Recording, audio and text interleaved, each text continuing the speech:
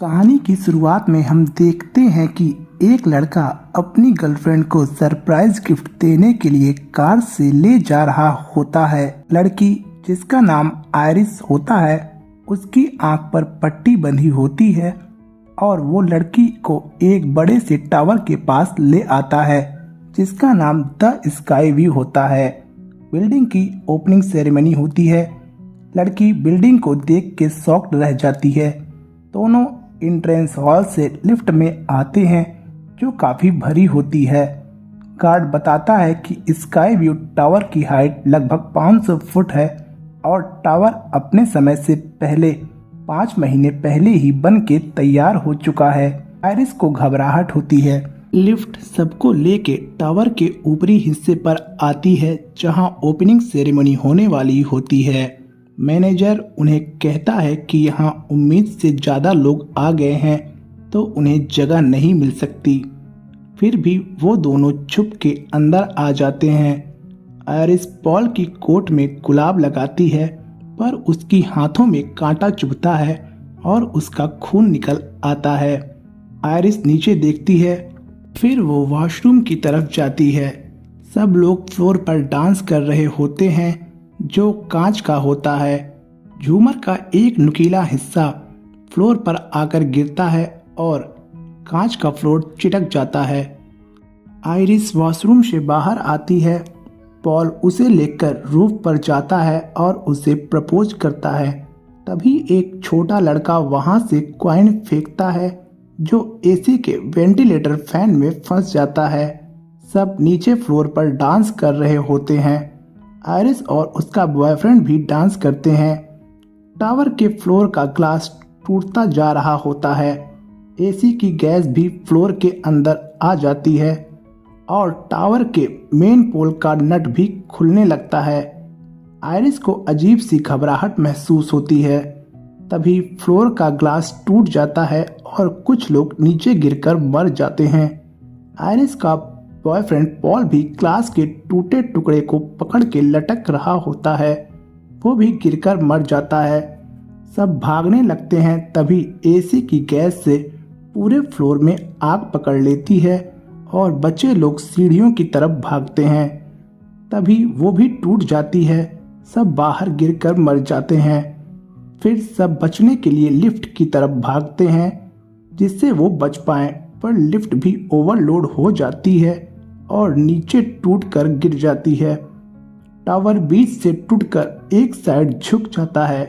सब जाके glass boundary से टकराते हैं पर आयरिस ऊपर सेफ पहुंच जाती है और तभी पियानो बोर्ड सरकते हुए आता है और सेफ्टी ग्लास भी टूट जाता है और बचे हुए लोग नीचे गिरने लगते हैं और जो बच्चा बच के नीचे आ रहा होता है उसके ऊपर पियानो गिरता है और वो भी मारा जाता है। पूरा टावर नीचे गिर जाता है। बस अब वहाँ आयरिस और एक छोटा बच्चा ही बचते हैं। आयरिस उस बच्चे को बचाने जाती है और उसे पकड़ के लटक जाती है। उसकी रिंग 2 सीमेंट रॉड में फंसी होती है। पूरा टावर नीचे गिर चुका होता है। आखिर में वो भी गिर कर मर जाती है और तभी हम देखते हैं एक लड़की स्टेफनी चिल्लाते हुए अपने पूर्वाभास से बाहर आती है। अगले सीन में हम देखते हैं स्टेफनी सो रही होती है। उसे सपने में कुछ दिखाई देता है। वो चीख कर उठती है और अपने दोस्त को बताती है कि उसकी नानी का नाम भी आयरिस है और उसे लगता है वो उसकी नानी का ही सपना है। उसकी दोस्त उसे नानी के पास जाने को कहती है, पता लगाने की क्या सच है क्या नहीं। यहाँ सीन कट होता है। हम देखते हैं स्टेफनी अपने घर आई होती है। वो अपने डैड से फैमिली एल्बम के बारे में पूछती है कि उसे अपनी नानी के बारे में जानना है। उसका भाई चार्ल्स और स्टेफनी दोनों अपने मामा हॉवर्ड के घर जाते हैं। कार में स्टेफनी अपने भाई चार्ल्स को अपनी नानी और उसके सपने के बारे में बताती है। दोनों अपने मामा हॉवर्ड के घर आते हैं जहां स्टेफनी अपने मामा हॉवर्ड से अपनी नानी आयरिस के बारे में पूछती है और सपने के बारे में बताती है। उसके मामा हॉवर्ड उसे समझाते हैं कि आयरिस पागल है, उनसे मिलने की कोई ज़रूरत नहीं है। स्टेफनी अपनी मामी ब्रेंडा से आयरिस का पता पूछती है, फिर अपनी नानी आयरिस से मिलने अकेले निकल जाती है, जो घने जंगल के उस पार एक सुनसान जगह पर होती है। उसकी नानी उसे सब कुछ रखकर अंदर आने को कहती है। स्टेफनी वैसा ही करती है। वो अंदर जाती है जहाँ कुछ कबाड़ और अजीब चीजें रखी होती हैं। वो कमरे में जाती है जो काफी अजीब होता है। आयरिस उसे दूर रहने को कहती है, उसे एक चेयर पर बैठने को कहती है। स्टेफनी उस पर बैठती है और बताती है कि उसे उनका सपना आता है और आयरिस को पूरी कहानी बताती है। आयरिस कहती है कि वो सपना नहीं, उसका पूर्वानुमान था। स्टोरी फ्लैशबैक में जाती है। हमें टावर का सीन दिखाया जाता है जहां आयरिस रूफ पर होती है। वो बच्चे से सिक्का छीन लेती है, फिर अंदर भाग कर आती है जहां लोग डांस कर रहे होते हैं। वह गाने को बंद करा देती है और सबको वार्न करती है कि फ्लोर टूटने वाला है। सब बच जाते हैं और स्टोरी फिर से वापस ट्रैक पर आती है। आयरिस बताती है कि मौत ने धीरे धीरे सबको मार दिया, उसके बॉयफ्रेंड पॉल को भी। फिर वो एक पुरानी किताब से स्टेफनी को तरीका सिखाने की कोशिश करती है। स्टेफनी वहां से जाने लगती है तो आयरिस कहती है अगर वो मर जाएगी तो मौत का रास्ता साफ हो जाएगा और पूरा परिवार मर जाएगा, क्योंकि उनको पैदा ही नहीं होना था। स्टेफनी आयरिस की बातों को अनसुना करके बाहर चली जाती है। आयरिस भी बाहर आती है जो अब तक मौत से छुपकर बच रही थी। वो बुक स्टेफनी को देती है और कहती है देखो, अब तुम्हें यकीन होगा कि मौत कैसे बदला लेती है। वो पीछे हटती है, तभी एक रॉड उसके मुंह के आर पार हो जाती है और वो मर जाती है। सब उसकी कब्र पर होते हैं, तभी वहां स्टेफनी की माँ आती है। यहाँ सीन कट होता है। स्टेफनी नेट पर अपनी फैमिली हिस्ट्री डेथ के बारे में देख रही होती है। बाहर सब पार्टी की तैयारी में लगे होते हैं और हर जगह हमें मौत की ही चीजें दिखाई देती हैं।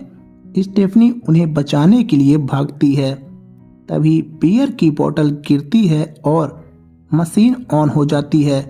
उसी वक्त वहां स्टेफनी पहुंचती है। कांच का टुकड़ा हॉवर्ड के पैर में घुस जाता है और वो जमीन पर गिर जाता है। तभी घास काटने की मशीन उसके ऊपर आकर गिरती है और वो उसी में पिस कर मारा जाता है। अब स्टेफनी को अपनी नानी आयरिस की बातों का यकीन होने लगता है। यहाँ सीन कट होता है। स्टेफनी अपनी नानी आयरिस के दिए हुए बुक को स्टडी कर रही होती है। फिर नेक्स्ट सीन में वो अपनी फैमिली को बताती है कि जिन लोगों को आयरिस ने स्काई टावर में बचाया होता है वो सब एक एक करके मारे गए। आयरिस ने मौत को रोक रखा था, इसलिए हम सब इतने दिन तक जिंदा रहे। मतलब हम सबको पैदा ही नहीं होना चाहिए था। वो मरने का ऑर्डर सबको समझाती है। स्टेफनी सबको समझाने की कोशिश करती है पर कोई उसकी बात नहीं सुनता। सब वहां से चले जाते हैं। यहाँ सीन कट होता है। हम देखते हैं एरिक अपने स्टूडियो में काम कर रहा होता है। तभी फैन से कटकर एक जंजीर उसकी नाक की बाली में आके फंस जाती है, जो फैन के ब्लेड से लिपटकर उसे ऊपर खींचने लगती है। नीचे लैंप गिरने से आग लग जाती है। एरिक दर्द से चीखता है। किसी तरह वो चैन को अपनी नाक से बाहर निकालता है और नीचे आग में गिर जाता है और हमें स्टूडियो जलता हुआ दिखाया जाता है। स्टेफनी और चार्ल्स एरिक को ढूंढने जा रहे होते हैं। तभी एरिक स्टेफनी की कार से टकराता है। स्टेफनी पूछती है वो बच कैसे गया, क्योंकि वो मरने वाला था। वो एरिक को वार्न करती है उसे बच के रहना चाहिए। तभी वहां जूलिया आती है और वही कचरे का ट्रक आता है। स्टेफनी उसे ट्रक से दूर रहने को कहती है। जूलिया जॉगिंग के लिए जैसे ही आगे निकलती है, बच्चों का फुटबॉल उसके सर पर लगता है और वो कचरे के डब्बे में गिर जाती है और ड्राइवर उसे उठाकर ट्रक के अंदर डाल लेता है। सब उसे बचाने के लिए भागते हैं। ट्रक का केबिन कचरे को दबाने के लिए सिमट रहा होता है। स्टेफनी जूलिया को बचा पाती इससे पहले ही वो कट कर मर जाती है। यहाँ सीन कट होता है। स्टेफनी कहती है शायद उसने ऑर्डर सही से नहीं समझा, पर उसकी मामी ब्रेंडा कहती है कि ये उसकी गलती नहीं है क्योंकि जूलिया ही सबसे बड़ी लड़की है। एरिक उनका सगा बेटा नहीं है। चार्ल्स कहता है कि स्टेफनी को सब दिख रहा था। उसकी माँ डार्लिन स्टेफनी से कहती है वो सबको बचा सकती है। स्टेफनी फिर से बुक ओपन करती है जिसमें वो जेबी के बारे में बताती है, जो हॉस्पिटल में काम करता है और जिसने मौत को चकमा दिया हुआ था। सब वैन में बैठकर हॉस्पिटल आते हैं और फिर वो ऑटोप्सी रूम में जाते हैं जहां विलियम वर्ड्सवर्थ चेयर पर बैठा होता है। फिर वो बताता है कि स्काई व्यू में आयरिस ने जिस छोटे बच्चे की जान बचाई होती है वो वही है। स्टोरी फ्लैशबैक में जाती है, फिर वापस आती है। फिर विलियम बताता है कि दोनों ने मिलके मौत को धोखा दिया। बॉबी पूछता है कि वो मौत को कैसे हराए, तो विलियम कहता है कि या तो मर जाओ या मार दो, इसी से तुम बच सकते हो। वो फिर किम्बर्ली के बारे में बताता है कि वो मरने वाली थी, उसकी धड़कन रुक गई थी, पर उसके डॉक्टर ने उसे बचा लिया और मौत का क्रम टूट गया। स्टेफनी उससे हेल्प मांगती है, पर विलियम उससे कहता है कि उन सब के बाद वो भी मर जाएगा। ये कहकर वो चला जाता है। एरिक कहता है कि बॉबी को मर के फिर जिंदा करना होगा, तभी ये क्रम टूटेगा, और वो बॉबी को लेकर एक वेंडिंग मशीन के पास आता है और उसमें से पीनट बटर चॉकलेट निकालता है क्योंकि बॉबी को पीनट बटर से एलर्जी है जिसे खाकर वो मर सकता है। फिर वो बॉबी को एक रूम में छोड़कर चला जाता है। जैसे ही वो रूम बंद करता है, कुछ मशीन अपने आप ऑन हो जाती है जिससे एमआरआई मशीन ऑन हो जाती है। फिर एरिक व्हील चेयर लेकर आता है और बॉबी को उस पर बैठा देता है। एरिक कहता है कि वो बॉबी को मरने नहीं देगा। बॉबी उसकी बातों का भरोसा करके चॉकलेट खाता है और उसका दम घुटने लगता है। एमआरआई मशीन का पावर बढ़ने से मेटल की चीजों को वह अपनी तरफ खींचने लगती है और फिर व्हील चेयर से एरिक टकराता है और व्हील चेयर उसे लेकर एमआरआई मशीन पर जाकर चिपक जाती है और एरिक की पूरी बॉडी बैंड होकर धीरे धीरे मशीन के अंदर चली जाती है। उसकी मौत बहुत ही दर्दनाक होती है। बॉबी किसी तरह एंटीडोट लेकर खड़ा होता है, तभी एक मेटल स्प्रिंग उड़ते हुए आती है और उसके सर में घुसकर फाड़ देती है, जिससे बॉबी भी मारा जाता है। स्टेफनी कहती है सिर्फ एक जगह है जहां कोई नहीं मरेगा, आयरिस का केबिन, क्योंकि आयरिस ने कई सालों तक वहां मौत को रोक रखा था। उसकी माँ डार्लिन कहती है कि अगर वो उस केबिन में चली जाए तो उसके बाद सब बच जाएंगे और कोई भी नहीं मरेगा। डार्लिन, स्टेफनी और चार्ल्स वैन में बैठकर आयरिस के केबिन की तरफ जाते हैं जहां गेट बंद होता है। स्टेफनी वैन को फुल स्पीड में करके गेट तोड़ देती है, पर उसका सीट बेल्ट लॉक हो जाता है। फिर चार्ल्स और उसकी माँ वैन से उतर जाते हैं। डार्लिन केबिन का गेट खोलती है, तभी एक चिंगारी उड़ती हुई केबिन में आती है जहां गैस लीक हो रही होती है और वो ब्लास्ट कर जाता है। वैन भी पानी में गिर जाती है जिससे स्टेफनी डूबने लगती है और चार्ल्स पेड़ के नीचे फंस गया होता है। डार्लिन आके पेड़ को हटा देती है।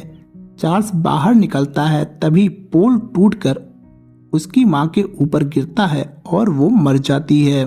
चार्ल्स अंदर आकर स्टेफनी की सीट बेल्ट को चाकू से काट देता है और उसे बचाकर बाहर लाता है, तो चार्ल्स उसे बताता है कि स्टेफनी मर गई थी, पर उसने उसे जिंदा कर दिया, अब वो सेफ है।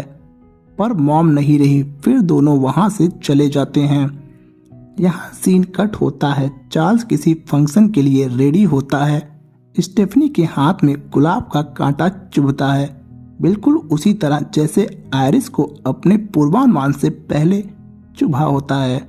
और हम देखते हैं कि एक बूढ़ी औरत के हाथ से सिक्का गिरता है जो लुढ़कते हुए ट्रेन की पटरी के बीच आकर फंस जाता है। तभी वहां एक आदमी आता है जो स्टेफनी को बताता है कि टेक्निकली वो मरी नहीं थी, थोड़ी देर के लिए बस बेहोश हुई थी, उसकी सांसें नहीं रुकी थी, जिससे स्टेफनी और चार्ल्स परेशान हो जाते हैं। तभी ट्रेन पटरी से उतर जाती है। स्टेफनी और चार्ल्स बचने के लिए भागते हैं और ट्रेन रुक जाती है।